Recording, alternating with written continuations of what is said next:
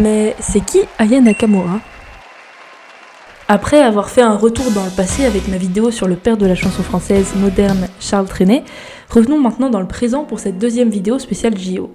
Et cette fois-ci, on va parler d'une artiste qui a performé lors de la cérémonie d'ouverture de ces Jeux. C'est l'une des chanteuses francophones les plus écoutées dans le monde, elle est peut-être la seule française à avoir effoulé le tapis du Met Gala et à avoir fait danser Rihanna. Voyons qui est en 5 faits. On commence par une anecdote que plusieurs d'entre vous connaîtront peut-être déjà, mais que je ne connaissais pas de mon côté avant de faire cette vidéo. En fait, le nom Nakamura n'est pas vraiment le sien. En vérité, elle s'appelle Aya Koko Danyoko.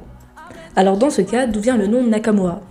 Eh bien de la série Heroes, où le personnage Hiro Nakamura, incarné par l'acteur Masioka, peut contrôler l'espace-temps.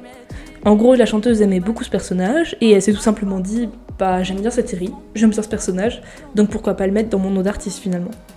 Et cette mentalité sans prise de tête qu'elle montre à travers cette anecdote me semble bien refléter son état d'esprit en tant qu'artiste. Faire les choses à l'instinct et avec fun. Elle lui dit d'ailleurs elle-même dans plusieurs de ses interviews, le plus important c'est de faire un métier dans lequel tu t'amuses et tu te plais tous les jours. 2. Une artiste débrouillarde.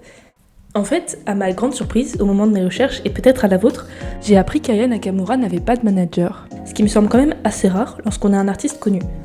Alors si elle n'en a pas aujourd'hui, ça ne veut pas dire qu'elle n'en a pas eu dans le passé, et justement ça s'était pas très bien passé lorsqu'elle en avait. Et elle en a conclu que elle avait pas besoin de manager en fait, qu'elle pouvait très bien se débrouiller toute seule. Ça fait presque 5 ans que c'est moi qui me gère et je trouve que je m'en sors assez bien. Ouais, se la pète, elle est sur elle, etc. Non, c'est mon caractère, je suis comme ça. J'ai même une fille qui est comme ça, j'ai des sœurs qui sont comme ça, et pourtant elles sont pas connues. C'est comme ça, c'est des femmes qui savent ce qu'elles sont et tout quoi. Pour résumer, elle a voulu garder un maximum de liberté parce que l'industrie de la musique et ses potentiels pièges. 3. Artiste connue internationalement, la chanteuse franco-malienne a elle-même chanté avec beaucoup d'artistes eux aussi connus mondialement. De l'américain Swahili et du groupe américano-jamaïcain Major Lazer dans le morceau C'est cuit, en passant par le rappeur britannique Stormzy pour Plus jamais, ou encore avec l'artiste colombien Maluma dans un remix de Jaja.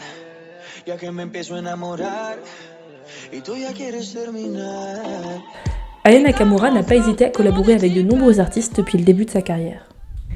4. La mode. Collaborant avec Balenciaga en 2022, égérie de Lancôme depuis 1 an, Aya Nakamura a un lien très étroit avec la mode et elle a d'ailleurs fait des études dans ce domaine. La consécration, c'est sûrement son invitation par Anna Wintour au Met Gala de cette année 2024. Alors le Met Gala, c'est considéré comme l'un des événements mode annuels les plus importants de ces dernières années et il réunit plusieurs des plus grandes célébrités internationales. Aya Nakamura, à cette occasion, était ainsi habillée en balmain. 5. Comme on vient de le voir, Aya Nakamura n'en est plus à son coup d'essai lorsqu'il s'agit de représenter des maisons de mode françaises, puisqu'en plus d'avoir porté du Balmain, du Lancôme, du Balenciaga, elle a aussi défilé en Jean-Paul Gaultier à l'occasion de l'événement Vogue World de cette année. Elle dit d'ailleurs en toute tranquillité « C'est une robe Jean-Paul Gaultier quoi. » Ce qui me fait penser à l'extrait d'une autre interview. Bah, c'est une coque, hein. C'est une coque Apple.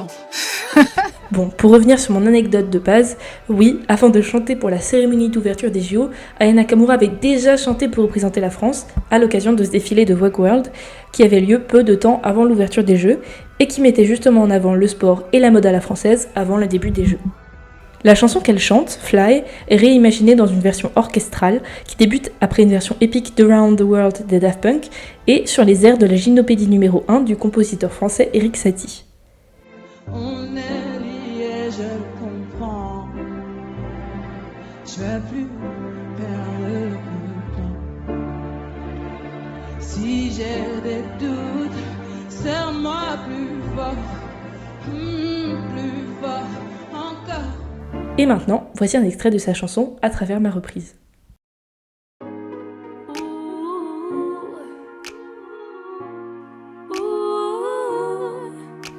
Je repense et je ressasse, c'est toujours pareil. Plus le temps passe et tu fais danser mon cœur.